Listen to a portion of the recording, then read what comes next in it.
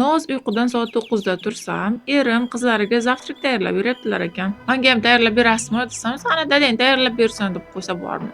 Tayyorlab bermagunicha qo'ymayman. Prosta ikkalamiz hazillashamiz-da shunaqa qilib. Xamirni kelinim qilib tashlaydi deb qarasam, bittagina tuxum bor ekan. O'lsin shu bitta tuxumni solib tupaga xamir qilaveraman desam, bor tuxumni ham tushirib sindirib o'tiribman-ku. Qarasam, erimda tupa emas, 5 barmoq yegilari kelib turibdi ekan. O'lsin dedim va 5 barmoqni 2,5 soatda pishirib tashladim.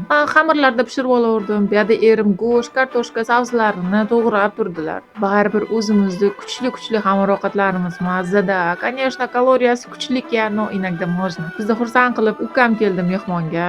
Erim bilan ukam birinchi porsiyasini yeb boshladi. Men bu yerda qaynatib, qo'shnikiga olib kirdim, chunki qizlarim qo'shni uyda polностью to'qishni o'rganib yotishibdi. Подписчигim esa meni xursand qilib uyimgacha shunaqa lavashlarni olib kelib berdi. Xursand bo'lib qoldim. Aytgancha qo'shnimizga ham rosa yoqibdi 5 barmog'imiz. Shahrizodamiz esa o'z qo'lchalari bilan bugun shuni to'qibdi.